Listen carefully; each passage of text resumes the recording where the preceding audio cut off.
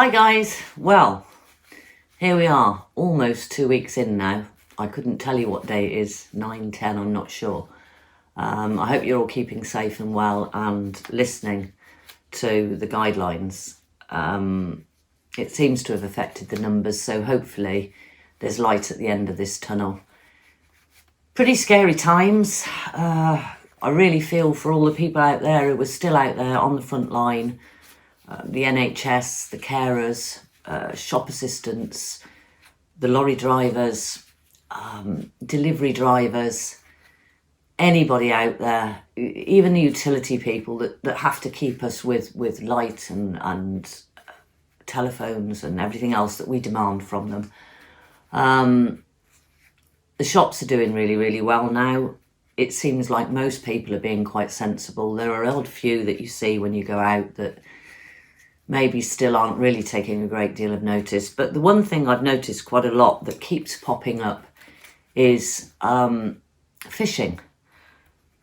Why can't I go fishing? I live just over the road from the beach. If people can go out on cycles, which to be honest with you, I think is also putting pressure on our emergency services. If people are going out cycling, etc., why can't I cross the road, take my rods down and go down to the beach? Unfortunately, we're all in the same boat. We'd all love to go fishing, but we've got to be sensible about this. Okay, so you grab your bait from the freezer, you walk over and you have an hour for your exercise. I've got to be honest with you, I don't know an angler that can go out for 1 hour. I'm always guilty of just a last cast when things aren't going so well. Oh, I'll have another chuck just in case. Oh, the tide's on the turn, maybe, etc. But it's not just that. I would imagine a lot of you anglers out there have actually had the misfortune to get a hook stuck. Now, I've got to admit, I've done it a couple of times, and once or twice I've pulled it out myself. I do remember when I did get a big hook stuck and I was too wimpy to pull out because the barb was hurting. Then it was suggested that somebody on the beach used to be a nurse and she'd take it out and she knew how. The hook soon came out. But there are a few out there that have had to go to the hospital or maybe go to the neighbour because they live on their own and ask for a bit of assistance, cut the eye off or whatever it is that it gets done. Is it fair to involve other people?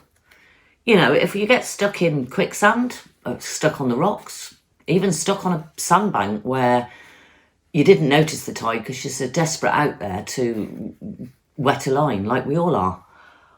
Is it fair then to call on the emergency services, lifeguards, NHS, the police?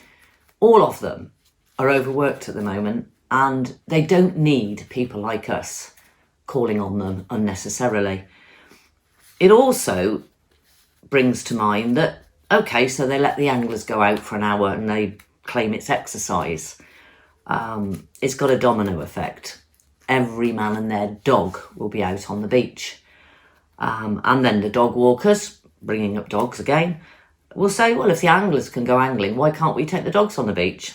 And so we get a normal looking beach with anglers on it, dog walkers around. And the golfers say, well, if the anglers can go out, then why can't I go out on my own and have a game of golf? And so it goes on. It's a big domino effect. And it's a big no-no. I mean, come on, it's not asking too much. We're all going mad. We'd all love to get out there, but find something else to do. The fish will still be there when all this is over. And hopefully, you know, the more that we look at things and get sensible about things, the sooner that they will get control of this, hopefully, and we'll all get back out there. You know, it's not going to go away, so stay safe, spend some time with the families and, you know, look after yourselves. Find things to do. There's loads of things to do. I do feel for people on their own with mental illness because a lot of them are saying, well, you know, I've been out to the shops for an hour and bought my groceries. I feel guilty going back out for another hour's exercise and I need to get out because it's blowing my mind. And we can't see as we're walking around and you know, doing our bit of shopping or having our exercise, that this person that goes out 2 or 3 times a day is ill because you can't see mental illness.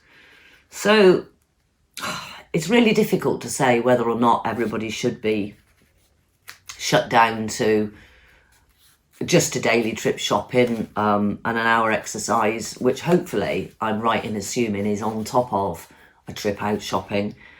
And I will say that there probably, in most circumstances, is no need to go out daily shopping. We can all plan a little bit. We've got plenty of time to do it. And we can all plan and get out there once a week. I'd like to see all the shops say one person only, unless you've got an elderly couple. Husband has no idea whatsoever what he's gone to the shops for except to carry the bags. So a little bit of give and take, a little bit of understanding. I went out and clapped last night and I done my bit. It's lovely to see people out there and people pulling together. And I really hope after all this is over, it's taught us a big lesson and we all give and take a bit, and the solidarity that we're having at the moment with 99% of the people is still there when this is all over. So that's my take on it, really. Stay safe and don't go out on the beach and fish. It's just not worth it. Think of those poor nurses and doctors and everybody else that are so overworked, that are risking their lives to save our lives. Why put more pressure on them? Why put more strain on them? So that's about it for today. Stay safe, guys, and we'll catch you later on the beach, I have no doubt. Okay, take care.